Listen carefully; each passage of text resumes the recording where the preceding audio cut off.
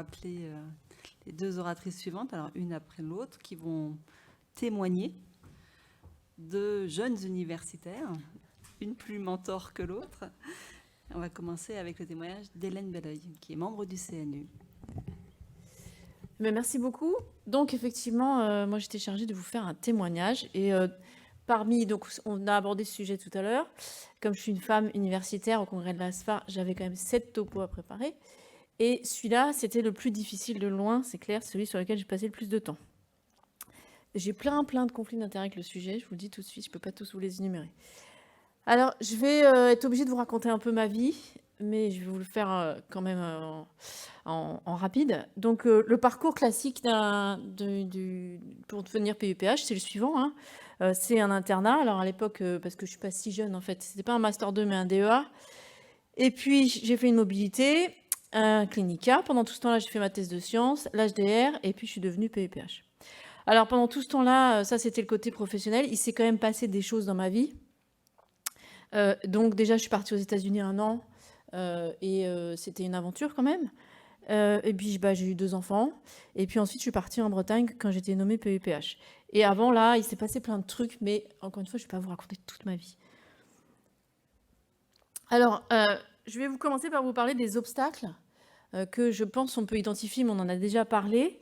Quels obstacles il y a à déjà faire le parcours? Après, je vous parlerai de la vie de PUPH. Il y a 2 grosses catégories. Hein. C'est le fait que les femmes doutent et qu'on n'ose pas dire ses ambitions, qu'on se dit qu'on ne va pas y arriver, qu'en fait, on manque franchement de crédibilité et on ne se sent pas légitime. Et l'autre partie des obstacles, c'est quelque chose où je continue à découvrir que je pensais que ce que je raconterais, c'était des histoires anciennes. En fait, ce n'est pas des histoires anciennes, ça existe toujours.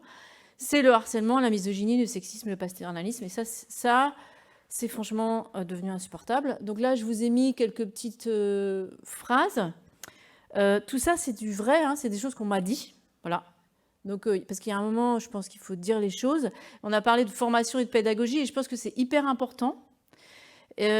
Parce qu'en fait, moi, je me rends compte, ça fait pas très longtemps que je commence à raconter ce qui m'a été dit. Et je me rends compte que les hommes qui m'entourent, qui sont majoritairement non harceleurs, et heureusement, la majorité des hommes ne sont pas harceleurs, quand je leur raconte, ou quand ils entendent des témoignages, eh ben, ils tombent des nues. Ils disent « Ah bon ?» Eh bien oui, en fait. Donc je pense qu'il y a aussi une part de non-information et qu'il faut que nous, les femmes, on dise les choses. Donc effectivement, ce que je vous ai mis dans les petites bulles, là, c'est des trucs qu'on m'a réellement dit.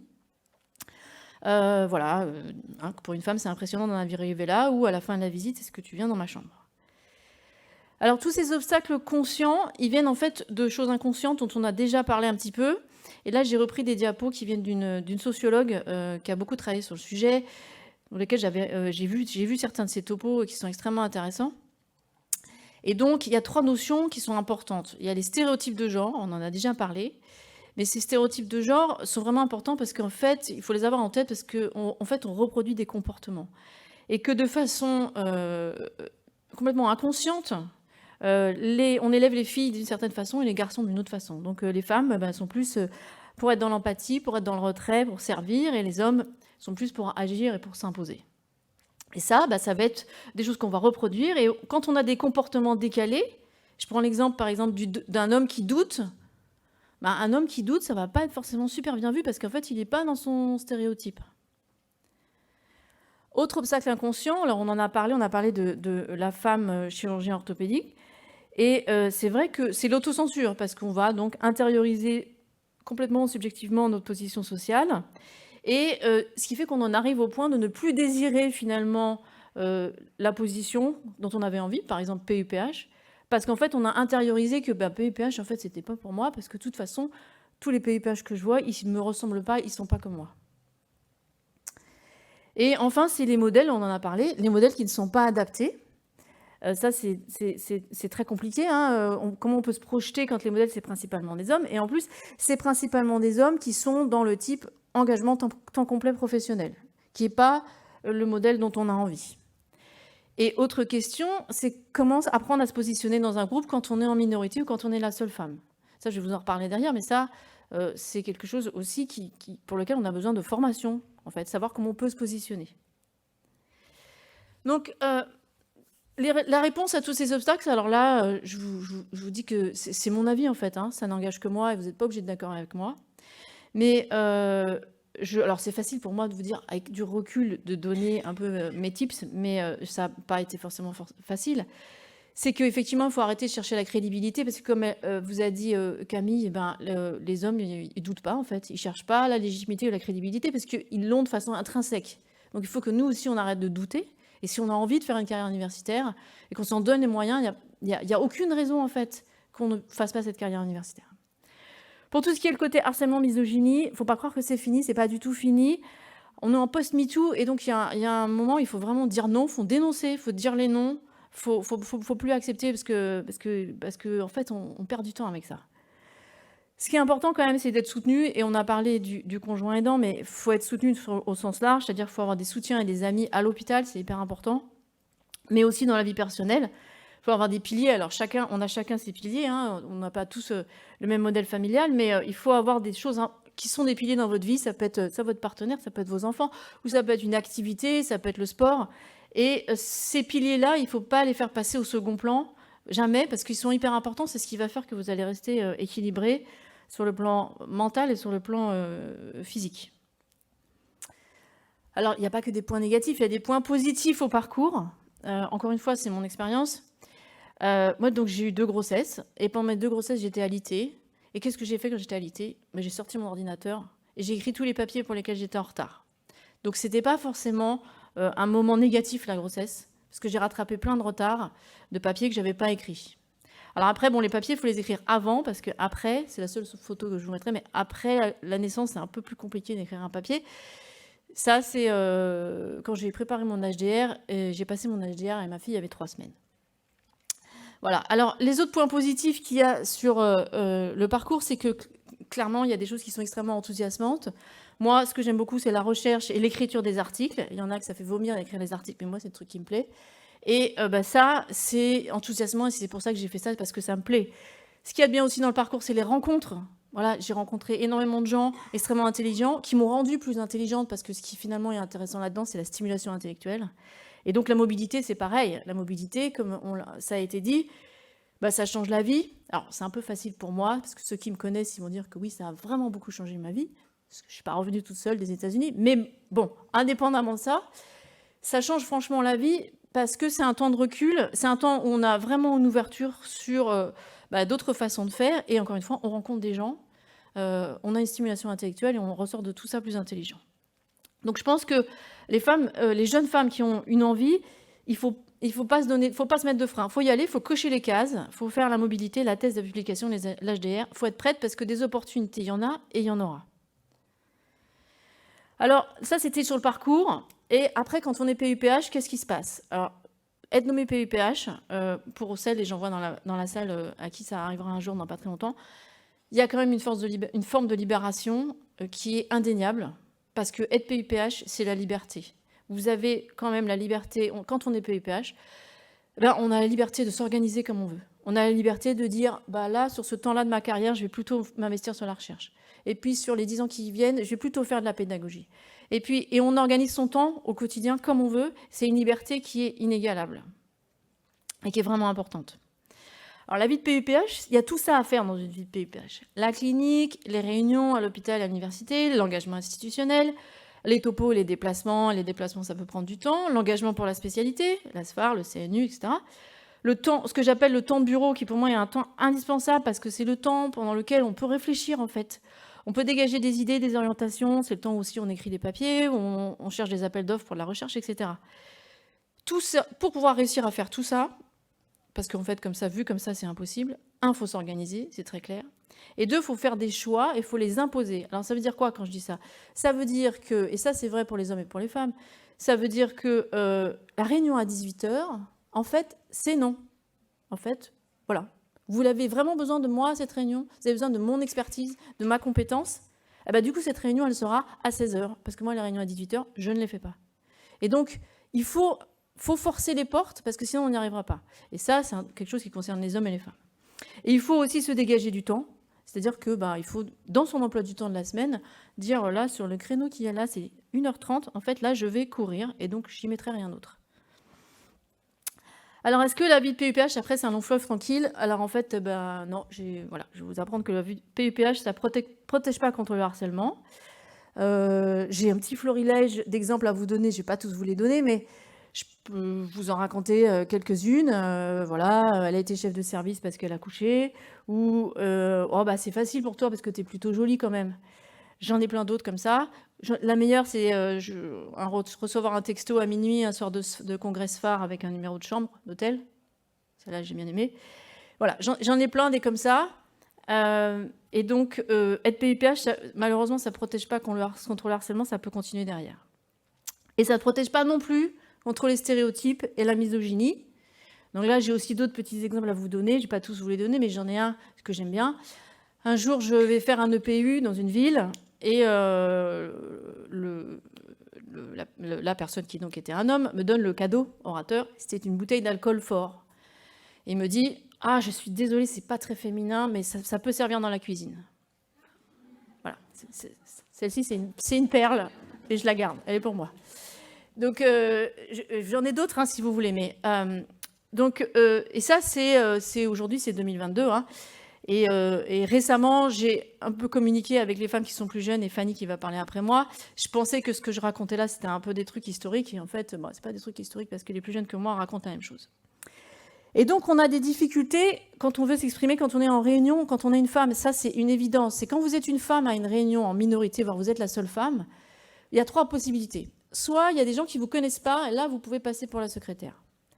Soit tout le monde vous connaît, et donc là, il n'en reste plus que 2 des possibilités. Vous expliquez votre point de vue, et on va vous dire: non, mais vous énervez pas, calmez-vous, ça va bien se passer. Ou alors, ça s'appelle une Gérald Darmanin, oui, et soit on va vous infantiliser, et on va vous dire: non, mais Madame Belleuil, je ne vais pas vous expliquer l'économie de la santé aujourd'hui, c'est un peu trop compliqué. On va passer au sujet suivant. Voilà. Et donc, vous sortez de la réunion, en tout cas, moi, je sors d'une réunion, et je me dis: t'as été nul, mais t'as été nul. T'as rien fait passer sur tes idées. On t'a dit que tu t'énervais alors que j'avais pas l'impression de m'énerver. Et au final, résultat, 0. Et du coup, je me dis: la prochaine réunion, je vais faire autrement. Et en fait, la prochaine réunion, j'y arrive toujours pas. Donc ça, c'est des vraies difficultés. Et je pense que là-dessus, il y a des choses qu'on a à apprendre. Et donc moi, j'ai une sœur qui travaille dans l'entreprise privée. L'entreprise privée, ils ont pris les choses à bras-le-corps et ils ont des formations sur ça. Voilà, des vraies formations. Les hommes et les femmes, ils sont formés pour leur expliquer comment il faut faire. Et c'est bon. Alors tout ça, ça vient du fait que les interlocuteurs masculins nous invisibilisent et qu'on est constamment rapporté à sa condition de mère ou de femme. C'est un exemple très simple. Je suis sûre que vous l'avez déjà eu. Vous êtes à une réunion, on décide de la réunion suivante et on dit: bah tiens, mercredi 15. Et là, on se tourne vers moi et on dit: ah, mais mercredi, c'est peut-être pas très facile pour vous. Pourquoi on me dit ça à moi et pas à tous les hommes de la pièce? Parce que pour moi, forcément, le mercredi, c'est difficile parce que je suis une femme. C'est pas difficile pour les hommes. Et ça, c'est en permanence. Il y a aussi le syndrome de la bonne élève. Je ne veux pas faire trop long parce que je veux laisser du temps à Fanny. Mais le syndrome de la bonne élève, c'est un truc qui est classiquement décrit par les sociologues chez les femmes, on a cette envie de bien faire, que tout soit parfait, que c'est comme la page de garde du cahier, il faut que ce soit souligné en rouge. La maîtresse, elle a dit qu'il fallait souligner en rouge. Et du coup, à force de vouloir trop bien faire, on en oublie les à côté qui sont importants, qui sont par exemple les réseaux, qui sont la politique. Alors quoi faire? Quoi faire Je vous l'ai dit, la pédagogie, je pense que c'est hyper important. Il faut expliquer la réalité à la majorité des hommes qui ne sont pas harceleurs pour savoir, en fait, ce que c'est que quand on est une femme, les réflexions qu'on peut se prendre et les situations dans lesquelles on peut se trouver. Il faut imposer la modification des organisations de travail. C'est ce que je vous dis sur les horaires de réunion, mais sur le reste aussi. Et ça, c'est en train de changer. Et les hommes et les femmes, les plus jeunes, sont d'accord sur ce sujet-là. Et je pense que ça, c'est quelque chose qu'il faut imposer. On l'a déjà dit, il faut avoir des modèles et le mentoring est hyper important. Et il faut trouver de l'aide en faisant des réseaux, ça c'est important. Je sais que les jeunes universitaires d'anesthésie, c'est ce qu'elles font, les jeunes femmes, et je trouve ça super parce que c'est vraiment une aide et un soutien. Quand on peut envoyer un WhatsApp et dire « vous en pensez quoi là, qu'est-ce que je fais ?» et que toutes les autres ensemble répondent « non », mais en fait tu dis non. Et du coup, c'est un vrai soutien pour dire « bon, ok, je vais dire non » parce qu'elles m'ont toutes dit de dire non. Ne pas reproduire le modèle du PU totipotent, on en a déjà parlé, hein, il faut déléguer et avoir confiance en soi. Oublier le perfectionnisme, c'est le syndrome de la bonne élève, et donc savoir dire non. Après, il y a des choses, dans l'évolution du statut de PU, c'est en train d'évoluer. On a maintenant accès au temps partiel, il y a plus de vacances, il y a 7 semaines maintenant, et il y a un espoir, en tout cas pour les futurs U, que la retraite, ça ressemble un peu plus à quelque chose que maintenant. Donc il y a aussi de l'espoir sur l'évolution du statut.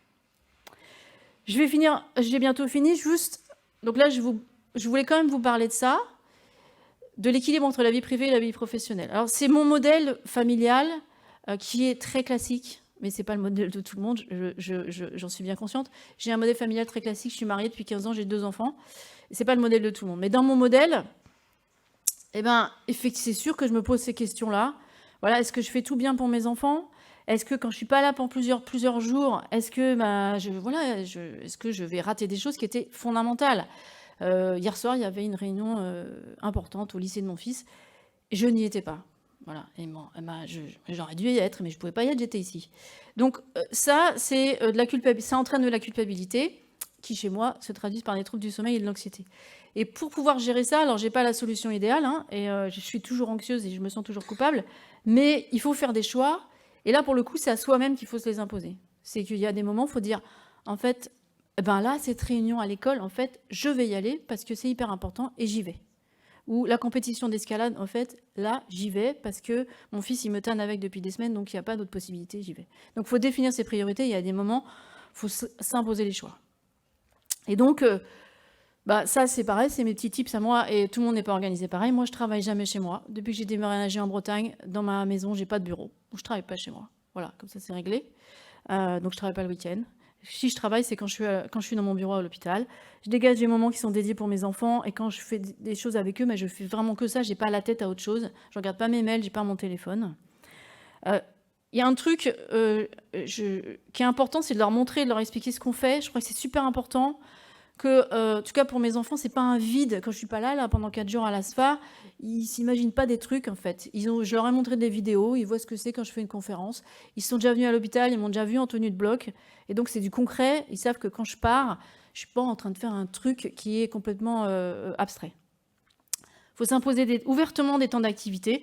Moi, ce que j'aime bien, c'est courir. Je cours et c'est dans mon agenda, partagé avec ma secrétaire. C'est écrit, c'est un code couleur. Et quand c'est cette couleur-là, ma secrétaire, elle sait que de toute façon, je ne suis pas là parce que je suis en train de courir. Et il faut savoir dire non, encore une fois. Voilà. Donc, je vais conclure. Être universitaire, toutes les femmes jeunes qui sont dans l'assistance, mais les hommes aussi, franchement, je vous encourage parce que c'est enthousiasmant, c'est hyper intéressant. Encore une fois, je trouve que la stimulation intellectuelle, ça rend plus intelligent. C'est une liberté qui est irremplaçable et voilà, c'est très valorisant.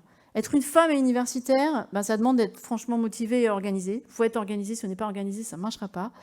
Il faut être entouré. Moi, j'ai la chance d'être très bien entourée. Je ne suis pas sûre que j'en serais là aujourd'hui si je n'avais pas été entourée, sincèrement. Donc, il faut être vraiment bien entouré. Voilà, pour finir, les petits conseils de lecture, ça vous intéresse. 2 livres. Pourquoi l'histoire a effacé les femmes, c'est un livre super facile à lire où on apprend plein de choses. Le We Shall All Be Feminist, qui est un livre que vous connaissez peut-être, qui est très célèbre, qui est vraiment bien fait aussi. Si vous préférez les BD, il y a les BD de Emma sur la charge mentale. Et si vous préférez écouter des podcasts, il y a le podcast Mansplaining, qui est fait par un homme jeune, qui tous les 15 jours poste un podcast qui est très, très court, c'est juste 10 minutes, sur une question en expliquant pourquoi c'est du mansplaining. Donc mansplaining, vous savez, c'est les hommes qui reprennent la parole sur les femmes pour réexpliquer les choses. Donc si ce podcast il est super intéressant, il est fait par un homme. Voilà, je vous remercie.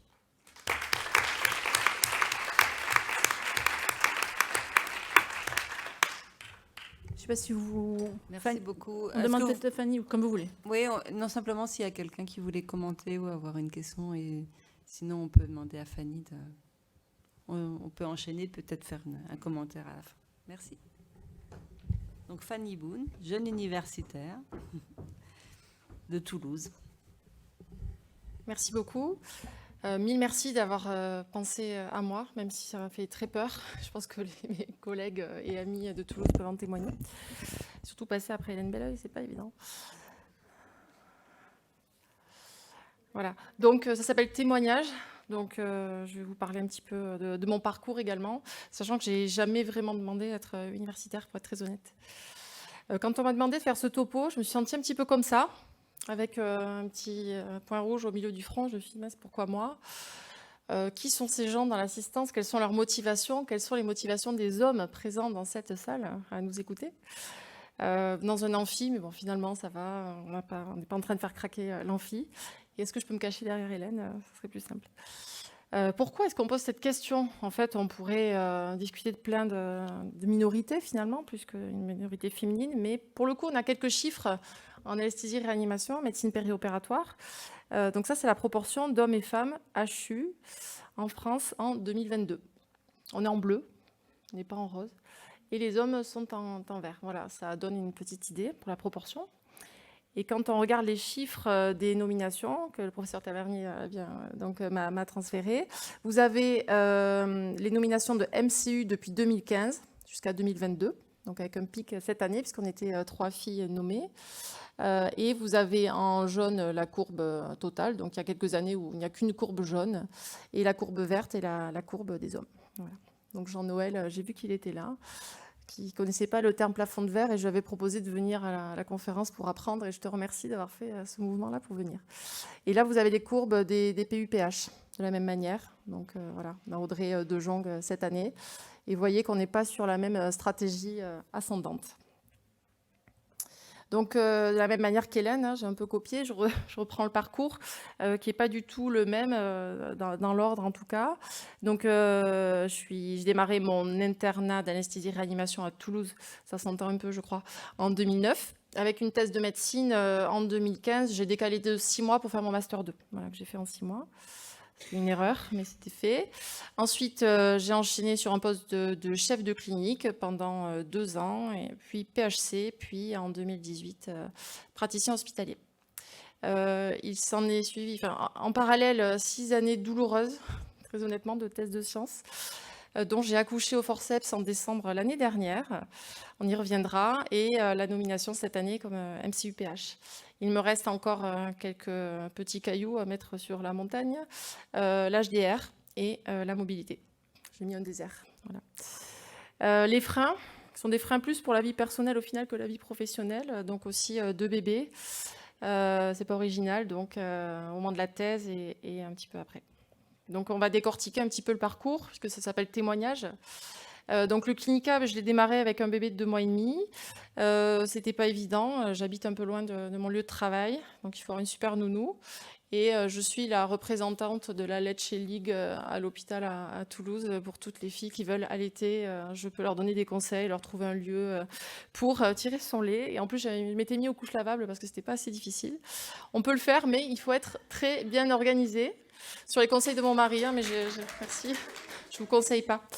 Voilà, et après coup, finalement, je me dis, là, j'avais ma première d'1 mois et demi, c'est mon premier jury de thèse, alors, elle pleurait tout le temps, puis heureusement, j'ai des amis super qui ont réussi à s'en occuper le temps de faire le jury de thèse. Après coup, il faut se reposer. C'est dur d'avoir un bébé, de travailler. Ne pas hésiter à aider ses collègues féminines qui viennent d'avoir un petit bout et qui ne dorment pas forcément la nuit, à leur proposer un quart d'heure de sieste sur un canapé. Bon, pour tout ce qui est tirage de lait, on va passer les détails, mais avoir un lieu pour soi, le cadre de l'AREA a fait venir un petit réfrigérateur dans une salle, et ça a servi à toutes les filles qui tiraient leur lait derrière. Besoin de soutien, et je pense que, je refais un mot sur l'allaitement, mais c'est plus facile, je pense, quand on est en réanimation et qu'on peut avoir des petits moments de pause entre 2 patients à la visite, ou quand on tire son lait 4 à 5 fois par jour.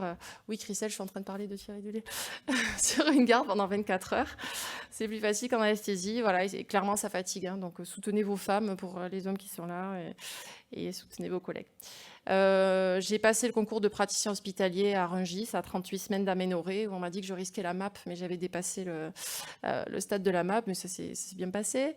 C'est un peu plus facile finalement le deuxième enfant parce qu'on sait, on a déjà fait une fois, mais ça reste difficile parce que la charge de travail et domestique en particulier se décuple. Et en parallèle, je préparais la thèse de sciences et j'ai soumis mon premier article 9 jours après avoir accouché, après une certaine pression pour que j'avance là-dessus, et je ne conseille pas. C'était vraiment difficile, plus l'allaitement, etc. Et après coup, on apprend à travailler comme Hélène, avec un bébé dans les bras. On apprend à manger, à faire plein de choses avec un bébé dans les bras. Et la présence familiale, elle est indispensable. Et encore une fois, il faut savoir stopper, il y a un temps pour tout. La thèse de sciences, donc moi, je l'ai faite en 6 ans. C'était vraiment difficile pour moi. Difficile parce que clairement, manque de légitimité de ma part, mon sentiment par rapport aux scientifiques. J'ai pas eu de temps particulier détaché pour la thèse, peut-être une année où j'avais quelques jours en plus, mais j'avais vraiment pas le temps de maniper quand on n'a pas une semaine d'affilée. Je remercie les M2R, il y en a là ou à venir qui ont participé aussi à la thèse. Mais c'était difficile finalement d'avoir la légitimité face aux scientifiques. Gros manque de confiance en soi, médecin dans un labo scientifique, c'est pas facile. Hein. Mais au final, probablement qu'on apporte des choses qu'eux n'ont pas. Ils ont des raisonnements très physiopathologiques pour certaines choses, très, très scientifiques, et nous, on apporte la connaissance face à la maladie aussi. Et il faut cultiver ces liens. Voilà, et il n'y a pas de quoi se rabaisser. Et à mon jury de thèse, donc il y avait la professeure Anne Gaudier qui était là, et une autre professeure aussi, femme, qui m'a libérée, qui a dit « Tu as prouvé la valeur de ton travail. Tu as le droit d'accepter maintenant, tu n'acceptes pas tout et n'importe quoi. Tu peux faire ce que tu veux. » Et ça m'a pas mal libérée, même si j'accepte encore beaucoup trop de choses. Ensuite, 2022, depuis 2 ans, finalement, l'intégration de quelques réseaux via l'ASFAR, le collège, ACCPM, etc. Et puis la reconnaissance par les pairs et par la discipline.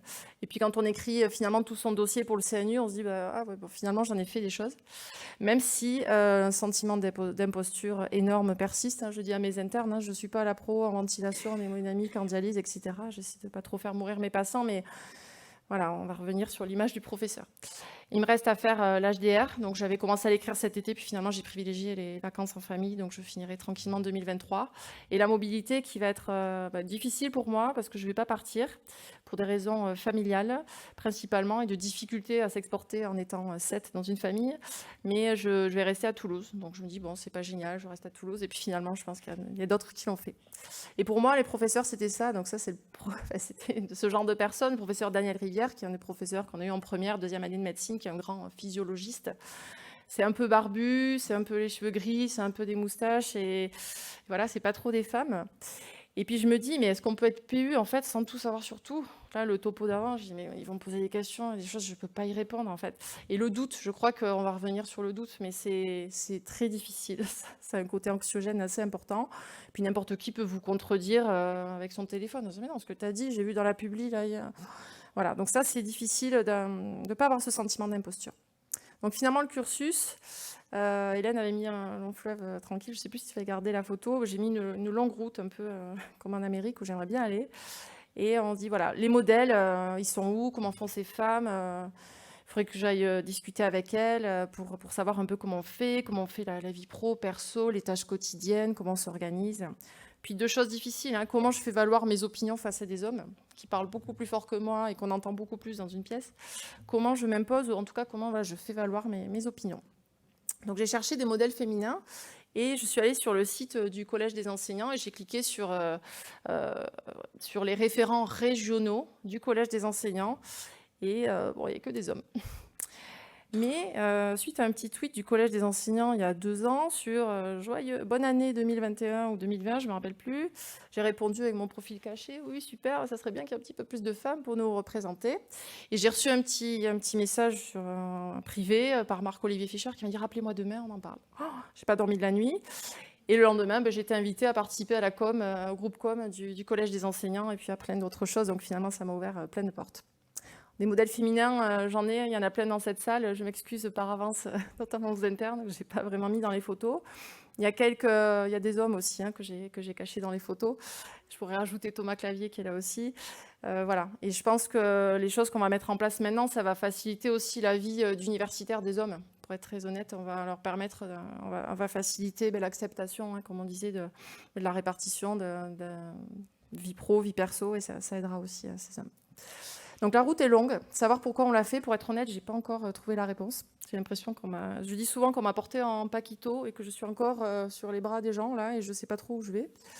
Trouver ces modèles et ces mentors et échanger avec elles. Et je remercie toutes celles qui sont dans la salle avec qui j'ai déjà pu échanger. Et même si des fois, vous entendrez des choses que vous ne voulez pas entendre, et je pense que c'était indispensable, on en avait parlé avec Hélène, de parler de tout ça. Donc ça, c'est Stéphanie Sigaud, mais qui est partie, qui m'avait transféré le bingo des arguments antiféministes. Je vous laisserai vous le télécharger tranquillement, il y a plein de choses. On pourrait discuter de chaque case. Et puis j'ai fait mon petit bingo, parce que j'avais largement de quoi faire. Je les ai classés en catégories. Donc la première catégorie, c'est la catégorie gland mammaire.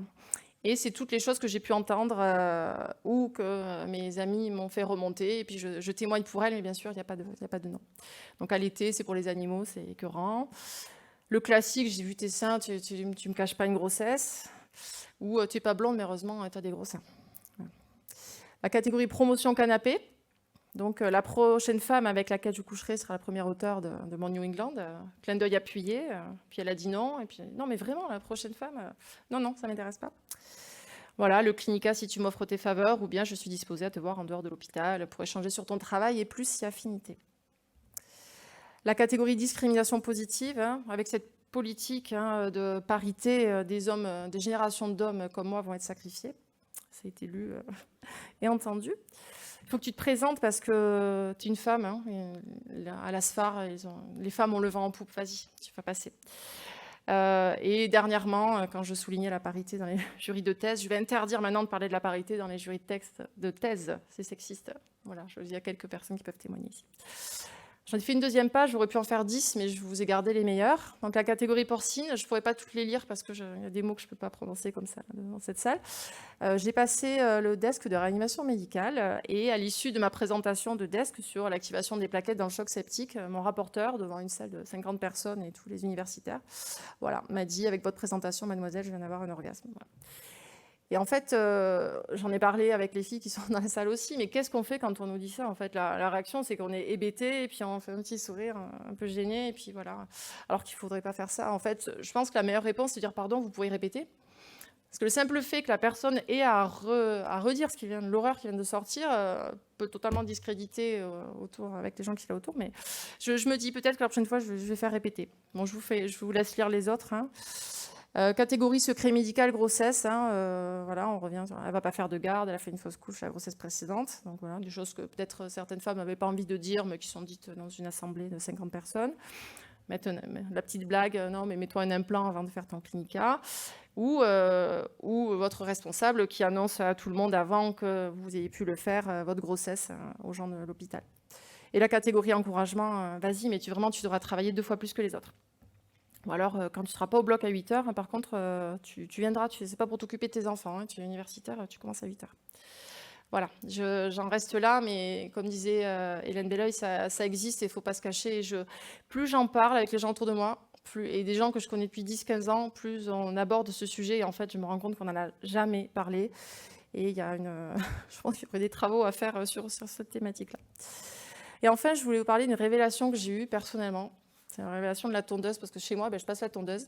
J'aime bien ça, je mets le casque, la musique, et puis le tracteur tondeuse, j'ai quelques hectares. Et finalement, ma fibre féministe s'est réveillée le jour où j'ai pris la clé de ma tondeuse. Et sur le porte-clés, en fait, il y a maman qui garde les enfants derrière la vitre pour pas qu'ils aillent se faire écraser sous la tondeuse. Et papa, c'est dommage, il y a le reflet, mais papa est sur la tondeuse. Donc là, je me dis non, c'est pas possible, il y a une vraie réflexion à avoir à ce sujet. Et puis finalement, donc on a beaucoup parlé de quotas, et je remercie vraiment la présidence de l'ASFAR de s'intéresser à ces questions d'équité et de genre. Et finalement, je ne savais pas bien me défendre sur les quotas, sur expliquer le plafond de verre, donc j'ai fait juste quelques diapos dessus. Donc le quota, c'est un nombre déterminé. Et globalement, on peut trouver des arguments pour et des arguments contre. J'ai été prise au comité réa de l'ASFAR il y a 2-3 ans. On a été 2 filles et je me dis, bon oui, j'ai été prise parce que je suis une femme. Et donc, ce qui est pour, globalement, c'est une correction légale des inégalités. C'est inscrit dans la loi par rapport au conseil d'administration, par exemple, et avec pour ambition de briser ce fameux plafond de verre, on va revenir dessus, et finalement faire un électrochoc et faire évoluer la société. C'est pour ça qu'on est là pour en parler. Mais c'est de la parité forcée, on dévalorise finalement les postes des femmes qui ont pu accéder à certaines fonctions parce que bon, c'est le quota, des femmes quotas, et finalement ça discrimine, et puis ça peut, ça fait des discriminations positives, et finalement c'est pas suffisant. Et le plafond de verre, donc Jean-Noël, je ne sais pas s'il est encore là. Donc le plafond de verre, au final, moi j'ai découvert ça il y a quelques années, mais j'ai dit, en fait c'est évident.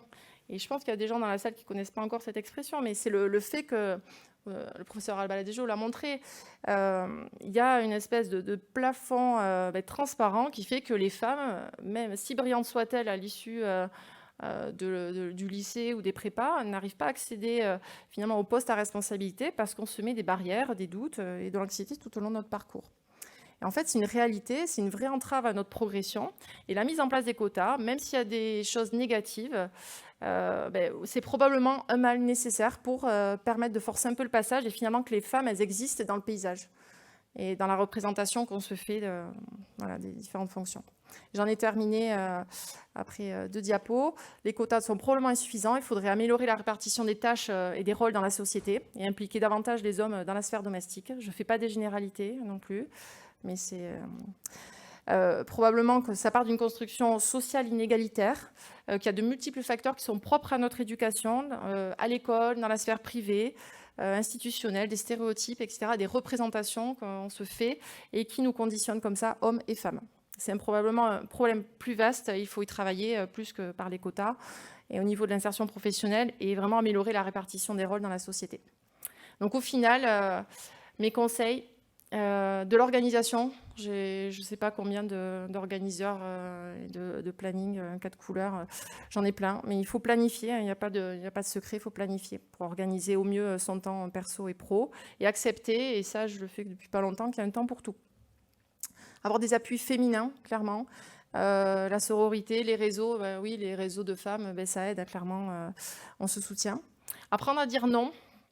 J'ai le souvenir aussi d'une professeure qui est dans la salle qui a dit non, cette RFE, je ne la fais pas, ce n'est pas mon domaine de compétence.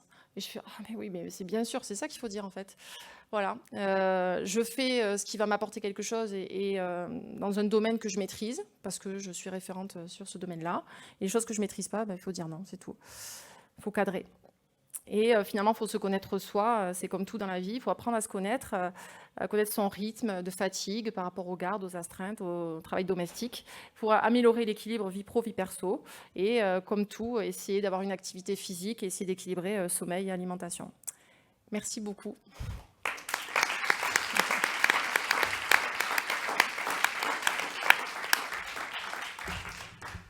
Merci beaucoup. On a déjà il est bien tard, mais est-ce que vous avez des commentaires à faire, des remarques à apporter? C'est l'heure de l'apéro, c'est ce que me dit Julien. Julien. Je vais peut-être me déplacer.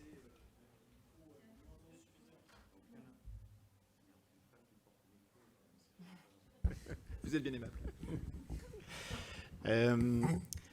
Moi, je voudrais revenir sur le... Alors, ça a été évoqué aussi lors de la deuxième présentation, c'est sur le doute.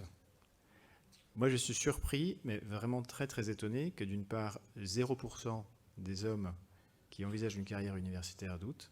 C'est quand même un tout petit peu inquiétant. Bon, c'était de l'autodéclaration, mais quand même.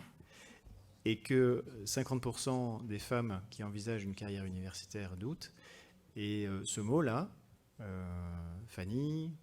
Hélène, vous l'avez prononcé en fait, ce syndrome de l'imposteur, ce doute, etc.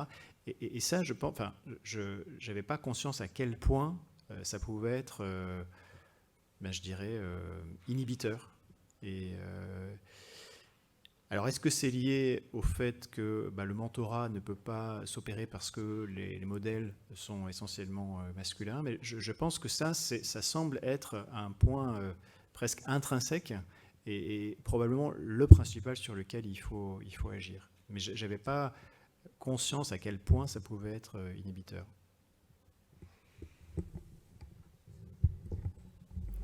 Merci beaucoup, Julien.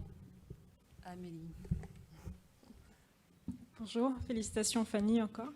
Moi, les 2 témoignages m'ont fait répondre peut-être éventuellement à la question qui a été posée sur les performances cognitives et les processus cognitifs mis en jeu chez les femmes.